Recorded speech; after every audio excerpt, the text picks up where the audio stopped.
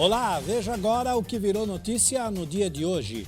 Educação e emprego. O programa do governo federal capacita jovens para o mercado de trabalho de tecnologia. Política e Justiça. Ministro Gilmar Mendes arquiva inquérito que apura envolvimento de Aécio Neves em corrupção em Furnas. Plano emergencial. Medidas impostas pelo governo do estado e prefeitura de São Paulo apontam queda no uso do transporte público. Covid-19. AstraZeneca diz que vacina não aumenta risco de trombose. E o mundo ultrapassou a marca dos 124 milhões e 250 mil casos da doença. E o número de mortos é de mais de 2 milhões 734 mil. Com praias vazias, Rio de Janeiro tem aglomerações, protestos e festas. Confira ainda nesta edição. Explorador britânico desce ao ponto mais profundo do oceano. Essas e outras notícias que foram destaque no dia de hoje, você confere a seguir. Terça-feira, 23 de março de 2021, outono brasileiro. Acompanhe, a partir de agora, a edição de hoje do 8 News.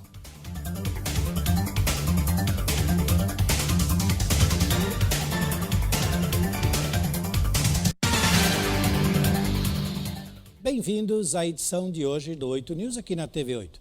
Terminando mais uma jornada de trabalho e, claro, sempre com tempo para ficar muito bem informado. Obrigado pelo prestígio da sua audiência nessa cobertura especial com destaque às notícias sobre a Covid-19 e muito obrigado também por acompanhar o nosso editorial com os principais fatos que viraram notícias no Brasil e no mundo, conectando a todos aí com muitos esclarecimentos. Agradecemos também aos parceiros que transmitem o nosso editorial, a TV 8 de Porto Velho, em Rondônia, e também a Connect TV Brasil e Connect TV Portugal. E abrimos o editorial de hoje falando sobre educação e emprego. Jovens de até 29 anos podem se inscrever no curso que qualifica aí mais, que é o programa que oferece capacitação para o mercado de trabalho na área de tecnologias de informação e comunicação. As inscrições vão até o dia 11 de abril. Direto de Brasília, em nossa primeira reportagem de hoje, vamos acompanhar todos os detalhes sobre esse programa do governo. Na tela, roda! Formar profissionais em cursos relacionados à tecnologia e encaminhá-los ao mercado de trabalho. É esse o objetivo dos cursos do programa Qualifica Mais. São mais de 6 mil vagas gratuitas para 3 cursos online na área de tecnologias da informação e comunicação. Programador de sistemas, programador web e programador de dispositivos móveis. Os cursos terão duração de 200 horas cada e estão sendo oferecidos para jovens de 11 cidades. Os 3 cursos online que estamos oferecendo foram mapeados exatamente por serem relevantes para a indústria. Além disso, os programas dos cursos estão sendo preparados para oferecer não só o conhecimento técnico, mas também a transmissão de várias habilidades importantes para o mundo do trabalho. A escolha das cidades foi feita de acordo com a demanda por profissionais da área.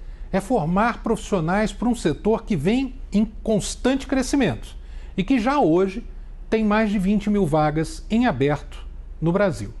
O setor de tecnologia de informação. Serão mais de 300 mil vagas abertas, de acordo com o próprio setor, até 2024. O que representa uma oportunidade extraordinária para jovens que queiram entrar nessa carreira promissora. Para se inscrever em um dos cursos do Qualifica Mais, o estudante deve acessar a plataforma EduLivre e preencher uma trilha educacional até o dia 11 de abril. Esse processo também vai ajudar o interessado com mais informações sobre os cursos, para que ele possa ser direcionado à área que mais tenha interesse. As aulas estão previstas para começar no dia 10 de maio. Precisamos de pessoas qualificadas e de pessoas que possam, depois de fazer esses cursos, sejam inseridas no mercado de trabalho.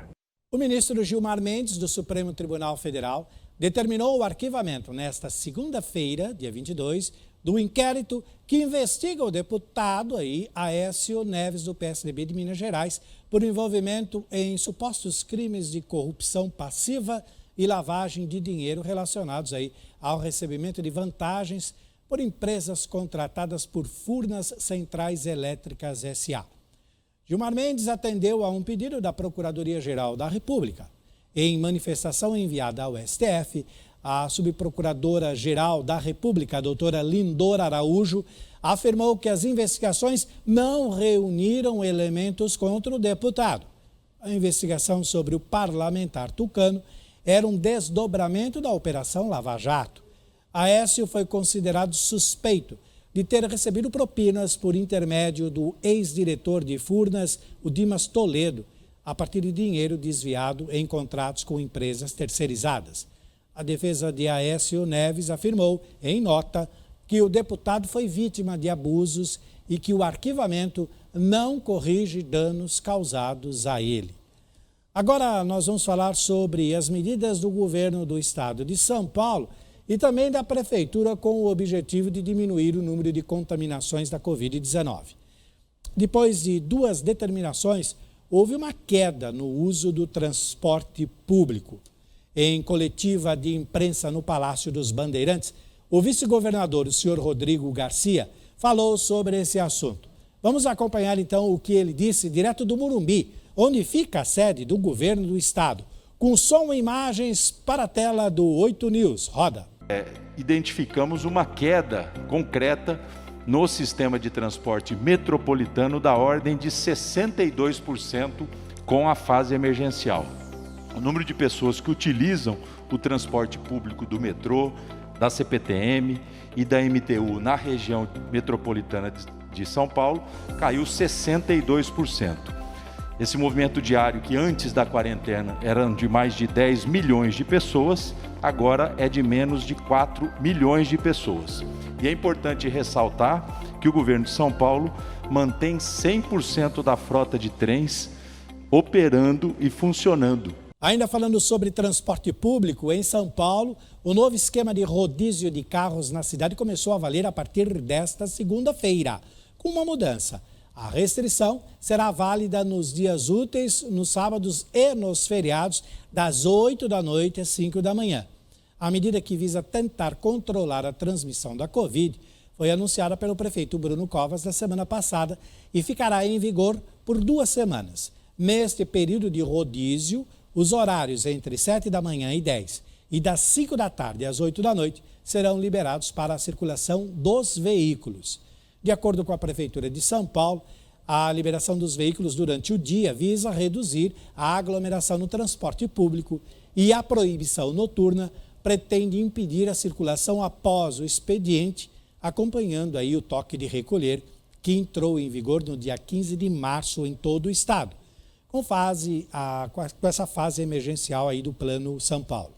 O descumprimento da regra gera infração de trânsito de nível médio, com multa no valor de R$ 130,16 e 4 pontos na carteira do motorista. Não há alteração em relação aos dias de restrição em relação às placas, portanto, continua aquela mesma regra. Indígenas Baré, da comunidade Nova Esperança, no Amazonas, receberam a 2ª dose da vacina contra o coronavírus. Uma equipe de saúde foi até Manaus, aí, o local onde está sendo garantido essa imunização. E claro, nós vamos acompanhar todos os detalhes sobre essa operação de vacinação em mais uma reportagem nessa cobertura especial sobre a Covid-19. Com som e imagens, vamos então a mais uma reportagem na tela do 8 News. Roda.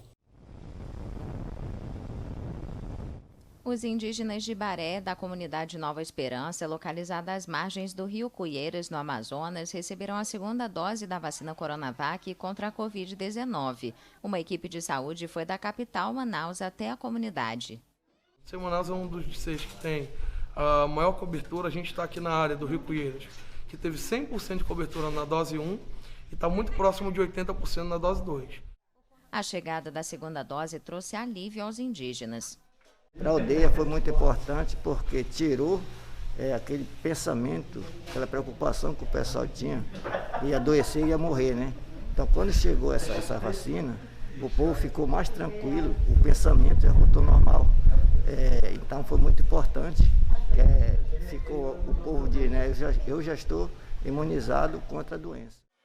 Segundo a Articulação dos Povos Indígenas do Brasil, mais de 1.000 indígenas morreram no país vítimas da Covid-19. O Brasil vive o pior momento da pandemia e vem registrando números recordes de mortes e infecções diárias. O coronavírus já matou mais de 284 mil pessoas no país, o segundo mais afetado do mundo. E o balanço da vacinação contra a Covid-19, que foi emitido na segunda-feira, dia 22, apontou aí que 12.351.559 pessoas já receberam aí a primeira dose de vacina contra a Covid-19, segundo os dados que foram divulgados até às 8 da noite. Esse número aí representa 5,83% da população brasileira. A segunda dose já foi aplicada em todos os estados e no Distrito Federal em 4.213.858 pessoas, cerca aí de 1,99% da população do país. No total, 16.565.417 doses foram aplicadas em todo o país. No estado de São Paulo, foram vacinadas aí 4.794.272 pessoas. 7,71% da população já recebeu a primeira dose. E 2,64% da população do estado recebeu a segunda dose da vacina. E nós vamos aproveitar, então, esse espaço que a gente sempre abre aqui na nossa coluna para a nossa campanha 8 News Vacina Sim. Porque a vacina ainda é a única solução para a gente se livrar de vez desta doença. E, claro, as outras situações comuns para evitar a doença também devem ser seguidas. Uso de máscara, lavar as mãos e usar o álcool em gel sempre que possível e, principalmente, manter o distanciamento social. Essas são medidas que a gente não deve relaxar nunca. E, claro, campanha Vacina Sim. Vamos continuar com o nosso editorial, destacando agora a seguinte manchete. A AstraZeneca diz que vacina não aumenta o risco de trombose. Depois de testes de eficácia nos Estados Unidos, com mais de 30 mil pessoas, a AstraZeneca afirmou que a vacina da empresa é eficaz contra a Covid-19 e não aumenta aí o risco de coágulos sanguíneos. Vários países tinham suspendido o uso do imunizante nas campanhas de vacinação. Direto de Cambridge, na Inglaterra, sede da AstraZeneca, nós vamos acompanhar em mais uma reportagem internacional agora na tela do 8 News. Roda. A AstraZeneca afirmou que a vacina contra a Covid-19 da empresa tem eficácia de 79% para prevenir a doença e não aumenta o risco de coágulos sanguíneos. A vacina também teve efetividade de 80% em pessoas com mais de 85 anos. As afirmações foram feitas depois de testes de eficiência de fase 3 nos Estados Unidos e vêm como resposta à suspensão da administração do imunizante em pessoas idosas em vários países. Os testes nos Estados Unidos envolveram mais de 32 mil pessoas, das quais 2/3 receberam uma dose. Quase 20% dos participantes tinham 65 anos ou mais e quase 60% tinham problemas de saúde com alto risco de contrair formas graves da Covid-19. Os testes realizados por uma equipe independente mostraram que não há risco maior de trombose entre os participantes que receberam pelo menos uma dose. E o diretor executivo da Organização Mundial de Saúde, a OMS, Michael Ryan, mostrou preocupação quanto à forte pressão sobre o sistema de saúde aqui no Brasil. Segundo ele, para que o país consiga reverter seu pior momento da pandemia de coronavírus, é necessário que o Ministério da Saúde, sob o comando do futuro ministro Marcelo Queiroga, articule aí o combate à crise com os governos estaduais. Vice-diretora da organização, Mariângela Simão, concordou com o argumento de Ryan, citando o atual perfil, mas homogêneo da crise sanitária no Brasil, com todas as regiões do país registrando alta no número de casos, mortes e hospitalizações por Covid-19. Muito bem, nós vamos aí para um rápido intervalo e a seguir você continua acompanhando aí os principais fatos que viraram notícias no dia de hoje. O 8 News volta em instantes com mais uma rodada de notícias. Então, gente, olha o seguinte, não sai daí, fica com a gente porque eu estou te esperando. É o tempo de lavar bem as mãos, tomar um café e eu já estou de volta. Estou te esperando.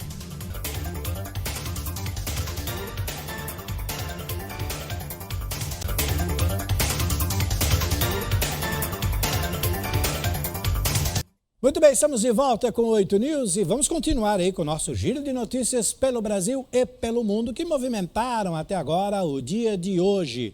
O presidente da Venezuela, o Nicolás Maduro, ordenou aí a prorrogação do confinamento durante a Semana Santa para frear o avanço da variante brasileira do coronavírus que disparou casos no país sul-americano. Direto da Venezuela, nós vamos agora para a tela do 8 News acompanhar então essa medida imposta pelo Maduro. Roda. O confinamento na Venezuela vai se estender durante a Semana Santa. A decisão foi confirmada pelo presidente Nicolás Maduro no momento em que a variante brasileira do coronavírus desencadeou um grande número de infecções. Até agora, o país havia adotado um esquema de flexibilização de 7 dias, seguido por 7 dias de quarentena radical. La Semana Santa. Anuncio que a Páscoa desse ano estará em quarentena radical novamente. Assim, vamos parar 14 dias, 2 semanas de quarentena radical. Quarentena radical. Na sexta-feira, o governo alertou para a chegada de uma segunda onda de Covid-19, mais virulenta do que a registrada em 2020. O presidente comentou que o fator multiplicador é o relaxamento das medidas preventivas e criticou a realização de festas.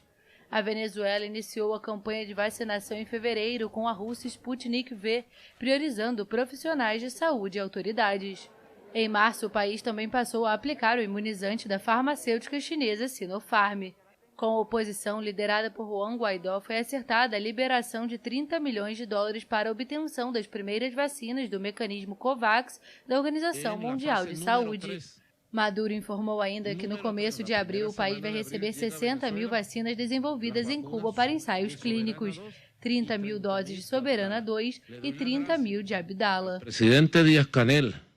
O ministro Marco Aurélio Melo, do Supremo Tribunal Federal, foi definido relator da ação de inconstitucionalidade apresentada pelo presidente Jair Bolsonaro, sem partido, para tentar derrubar decretos dos governos do Distrito Federal, da Bahia e do Rio Grande do Sul, que endureceram aí as restrições à circulação de pessoas diante da nova escalada da Covid-19. O processo foi distribuído ao decano nesta segunda-feira por prevenção. A ação movida pelo presidente também pede que o tribunal reconheça que o fechamento de serviços não essenciais não pode ser determinado por decretos, sendo necessária lei específica que passe pelas assembleias legislativas. Nesse documento, assinado pelo próprio presidente e não pela Advocacia Geral da União, que costuma representar judicialmente os interesses do Planalto, Bolsonaro diz que as reduções ao horário de funcionamento de atividades consideradas não essenciais e os toques de recolher decretados aí pelos governos estaduais são uma decisão política desproporcional. Desde o início da pandemia, o Supremo Tribunal Federal tem sido acionado para atribuir aí briga travada aí pelos entes federativos em torno das estratégias para conter o surto do novo coronavírus. Em abril do ano passado, sem isentar o governo federal de agir na pandemia, esses mesmos ministros decidiram que governantes locais têm autonomia para adotar medidas de quarentena e isolamento social. Antes disso, em março, o próprio ministro Marco Aurélio concluiu em um processo movido pelo PDT que estados e municípios poderiam decidir sobre restrições de locomoção, caso que atraiu a atenção de Bolsonaro aí para a sua relatoria.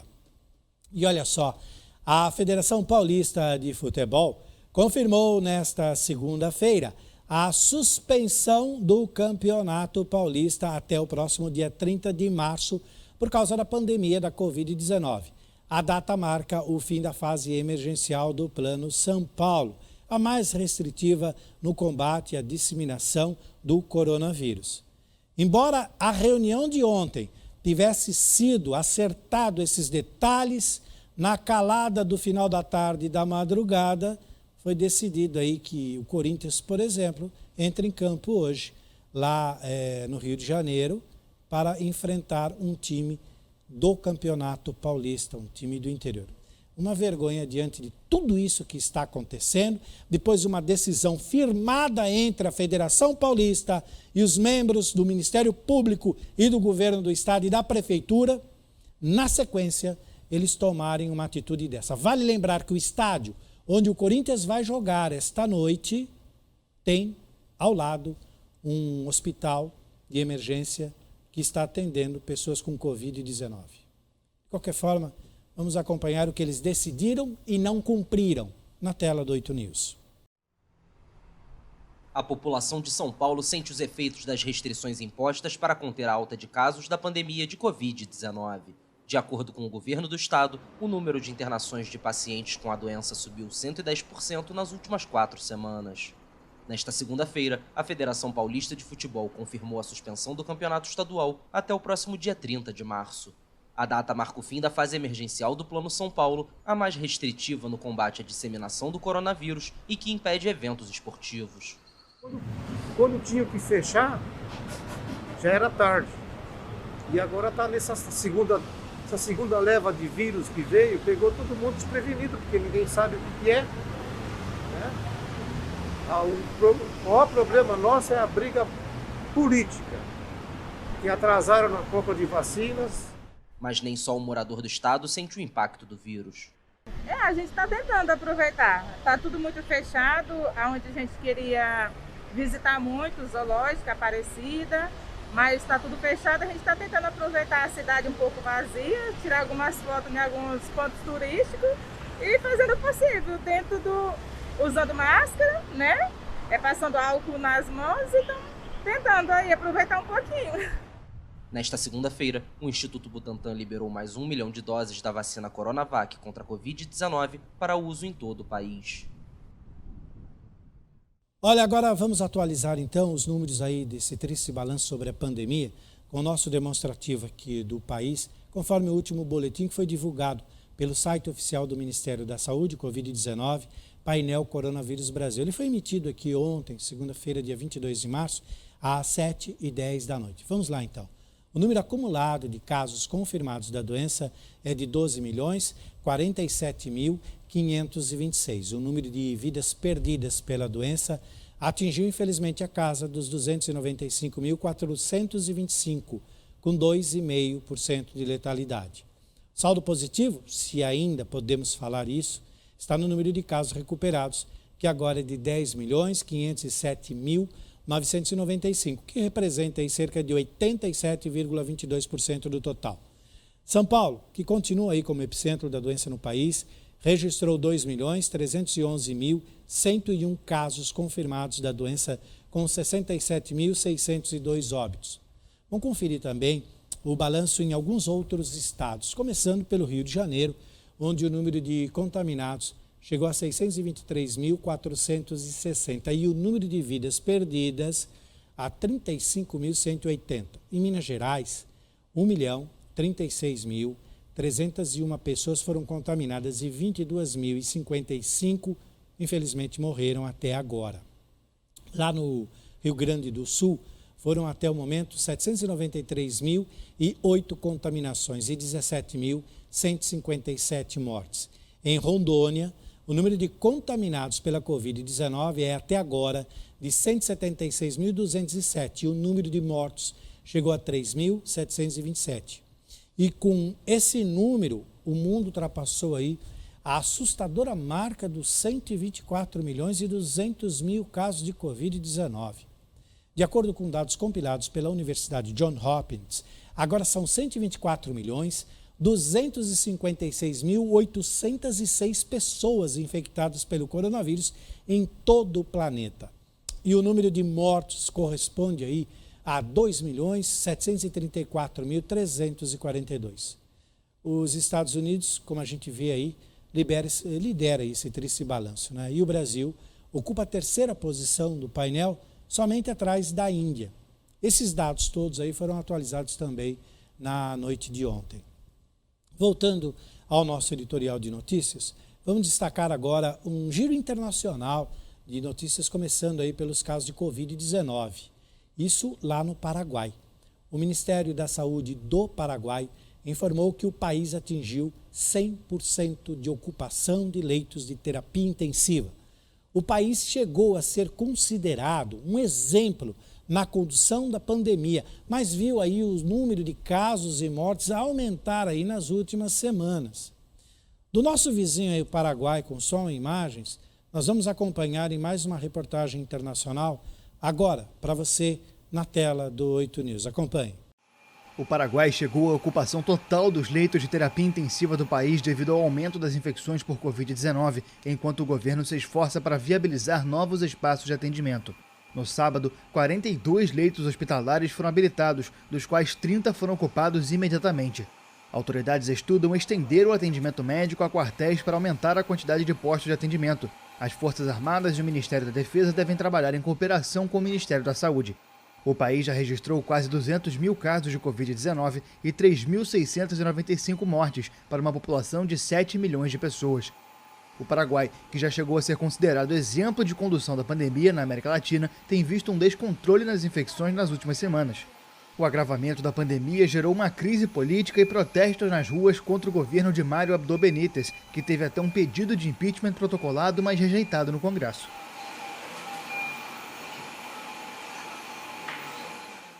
No México, milhares de turistas e vida normal nas ruas. Esse é o cenário em muitas cidades do Caribe mexicano, onde a pandemia parece não ter atrapalhado a vida dos turistas. Vamos acompanhar agora na tela do 8 News, em mais uma reportagem internacional, esse descaso das pessoas em relação ao problema que o mundo está vivendo. Acompanhe. A pandemia não interrompeu a diversão de turistas no Caribe mexicano.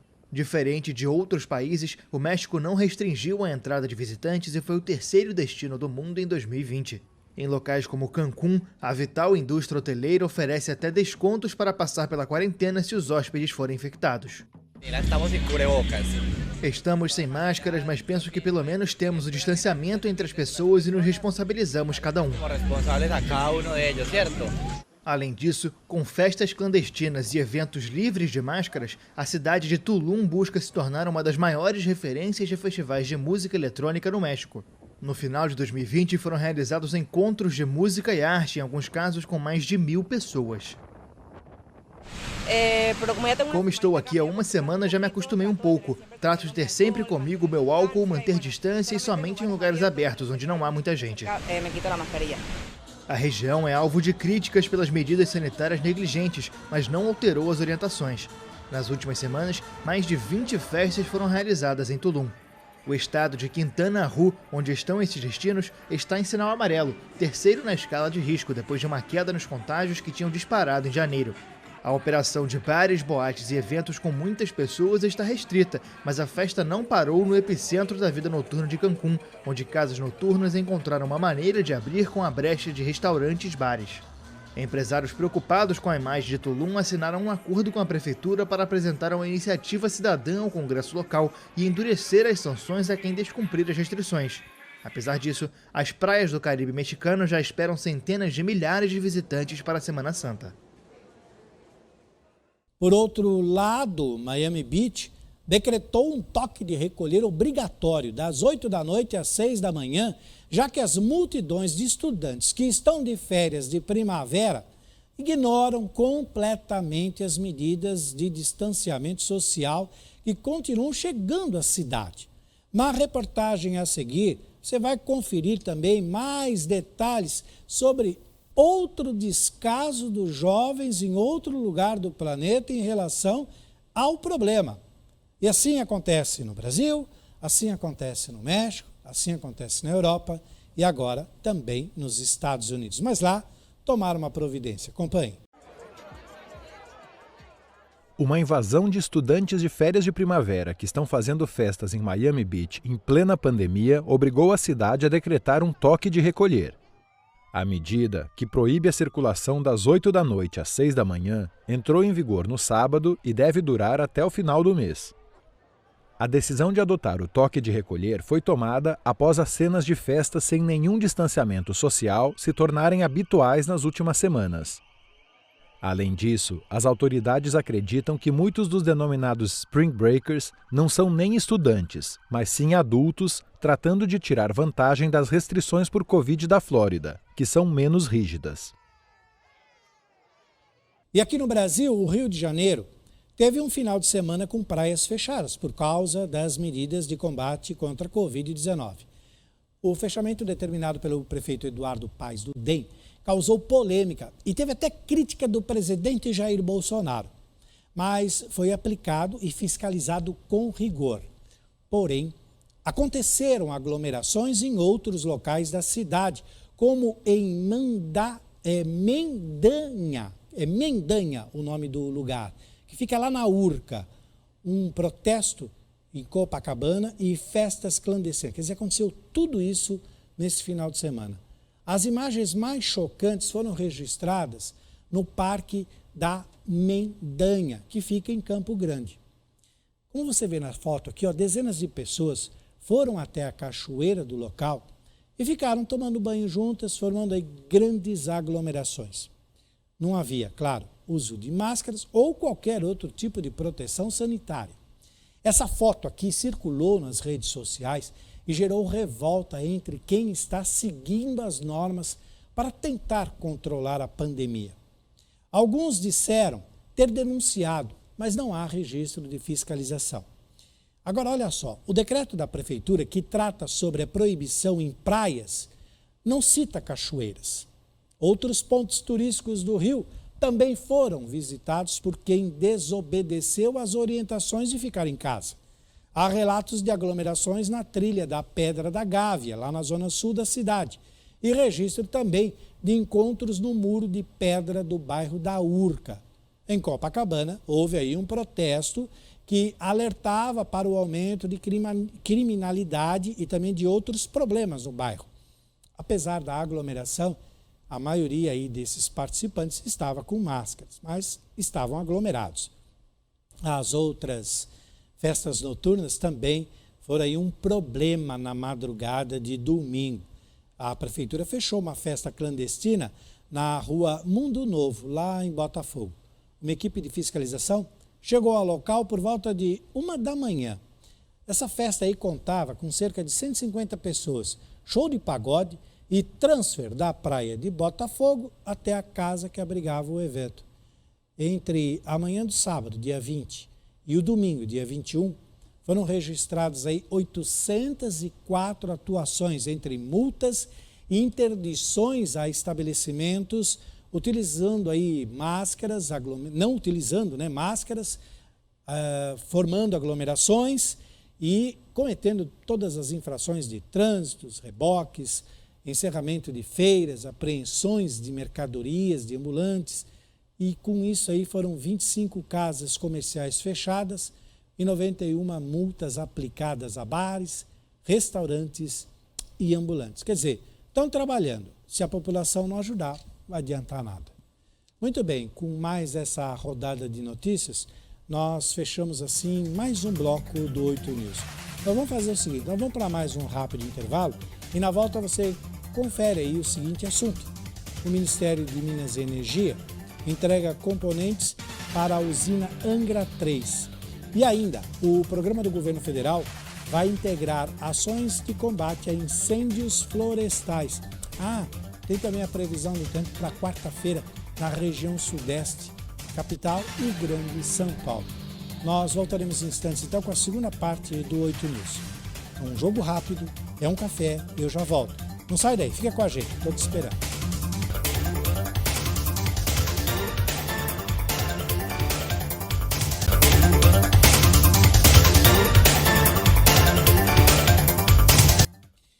Muito bem, estamos de volta e agora é hora de notícia, hora de ficar bem informado. Vamos destacar agora outros fatos que movimentaram aí o noticiário no dia de hoje, no Brasil e no mundo. E claro, você fica muito bem informado. E vamos destacar agora algumas ações do governo federal. O Ministério de Minas e Energia entregou aí nessa semana componentes importantes para a retomada das obras da usina nuclear Angra 3. A Nucleb estatal que presta serviço para o setor também iniciou aí uma nova etapa, entregando aí linhas de transmissão elétrica. Com som e imagens, você vai acompanhar então agora na tela do 8 News todos os detalhes sobre esse assunto. Roda.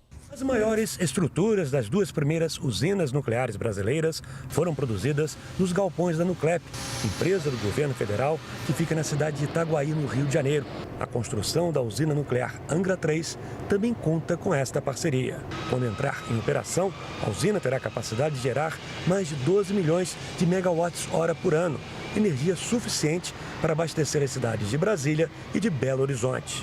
A conclusão de Angra 3 vai contribuir para diversificar e reduzir os custos totais do Sistema Interligado Nacional e garantir segurança de abastecimento.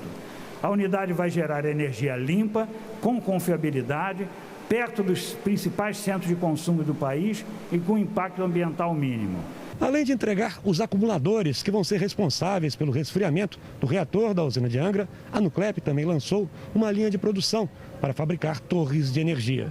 A expectativa é de construir até 35 mil toneladas de estruturas metálicas por ano, que possibilitará a instalação de 1.500 quilômetros de linhas de transmissão no país, além de parcerias com o setor privado. Nos próximos 5 anos, estimam-se que vão ser construídas 55 mil quilômetros de linhas de transmissão.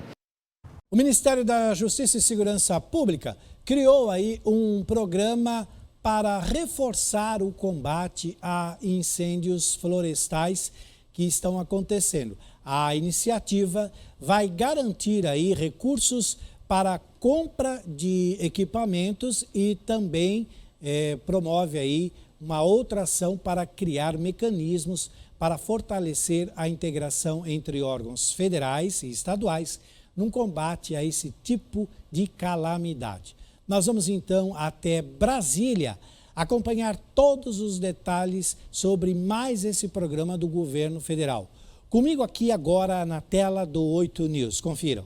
Nos próximos 2 anos, o programa Pro Ambiente, instituído pelo Ministério da Justiça e Segurança Pública, vai destinar recursos para equipar os bombeiros militares de todo o país.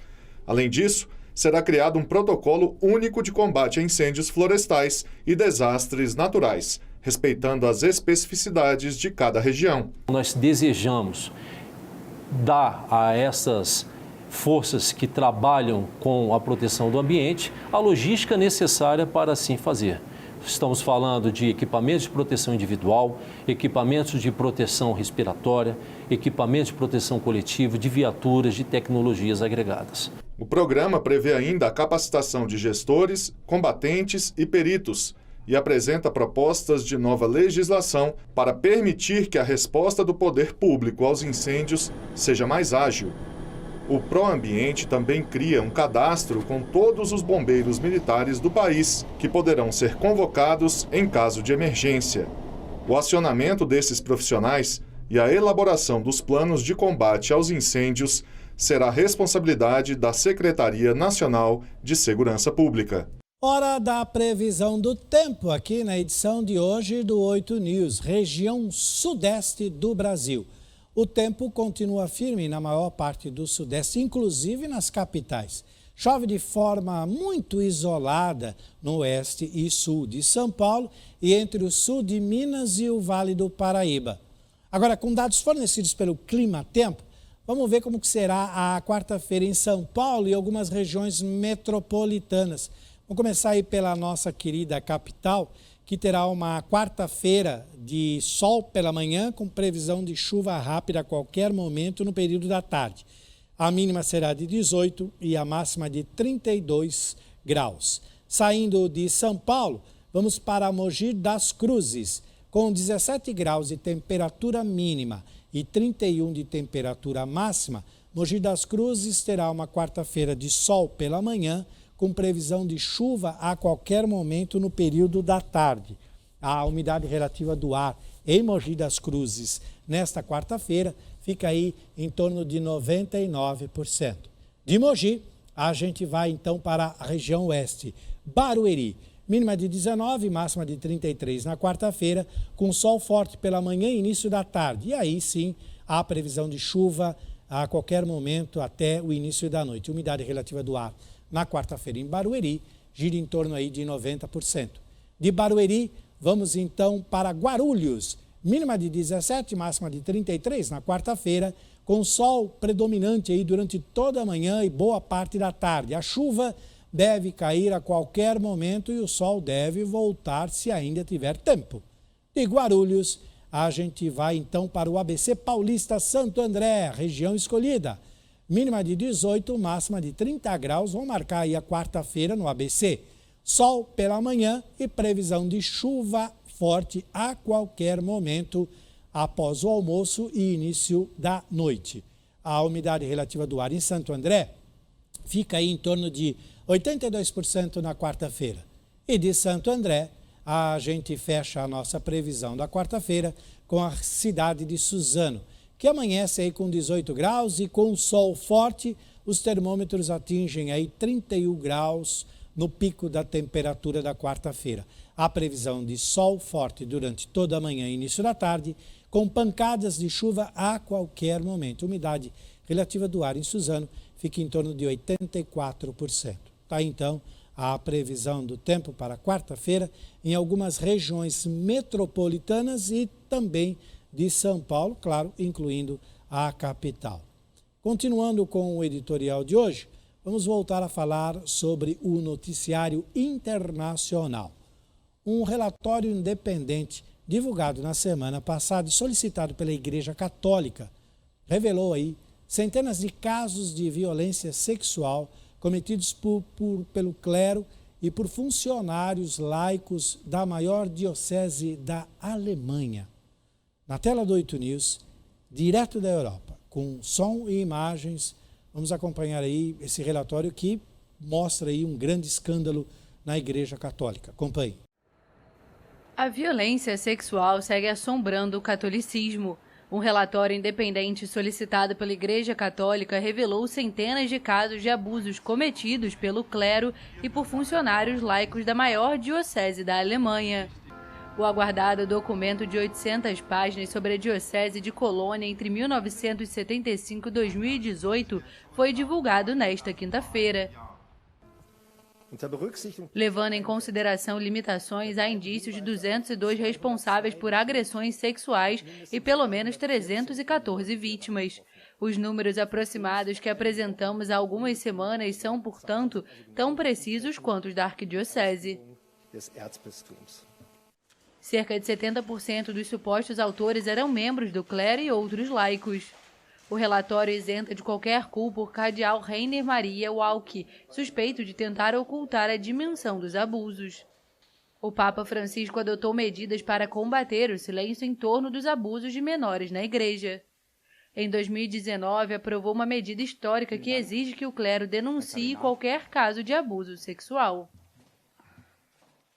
No México, autoridades mexicanas reforçaram aí o controle na fronteira sul do país para impedir a passagem de menores que tentam chegar sozinhos aos Estados Unidos. Essas crianças muitas vezes são usadas por organizações criminosas. Direto do México, nós vamos para a tela do 8 News agora com som e imagens, acompanhar mais uma matéria nesse nosso pequeno giro internacional de notícias. Acompanhe. O México reforçou neste final de semana a fronteira com a Guatemala. Autoridades migratórias fizeram operações na região para impedir a passagem de menores que tentam chegar sozinhos aos Estados Unidos. O Instituto Nacional de Imigração informou que identificou 4.180 menores centro-americanos que viajavam de maneira irregular no território mexicano desde janeiro. O governo afirmou que busca garantir os direitos e a integridade dos menores que muitas vezes são usados por organizações criminosas.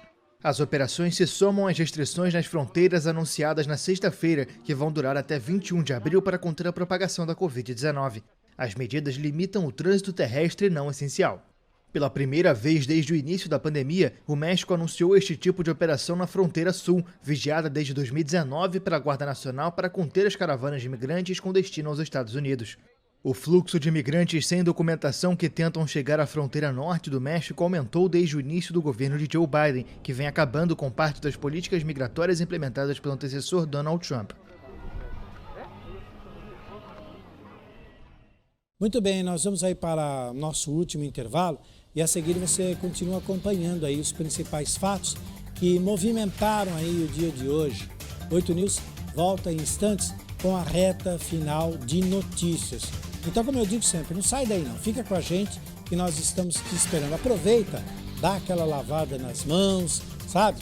Põe a máscara se você estiver perto de outras pessoas e mantenha a distância. Mas continue com a gente, eu já volto.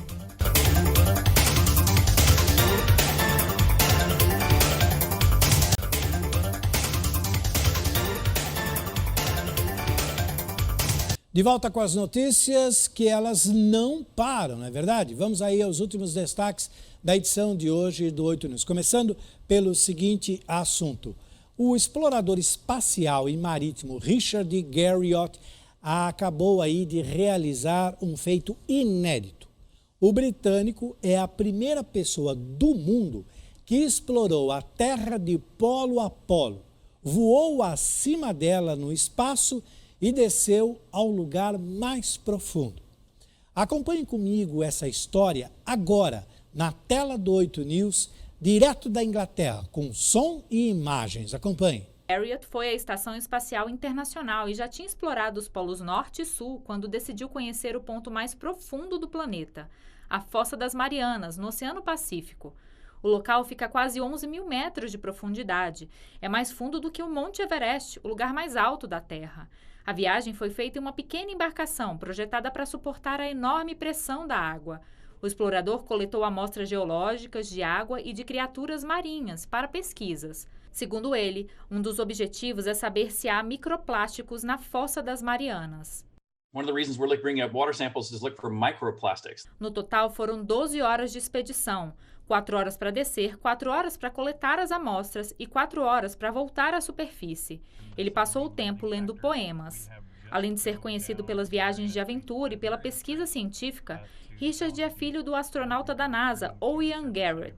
Ele também é empresário da área de jogos eletrônicos. O Ganges é o rio mais sagrado da Índia e também está entre os mais poluídos do mundo.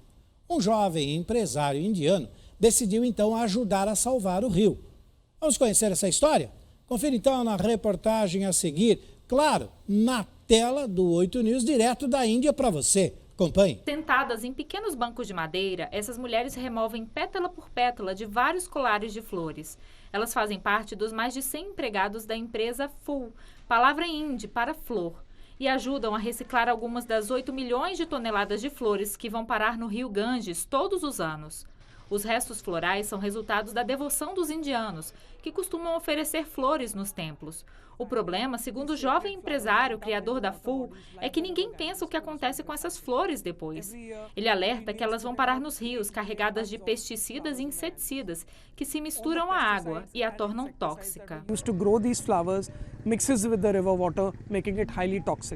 A empresa que ele criou coleta restos de flores de um dos trechos mais poluídos do Ganges, na cidade de Kanpur.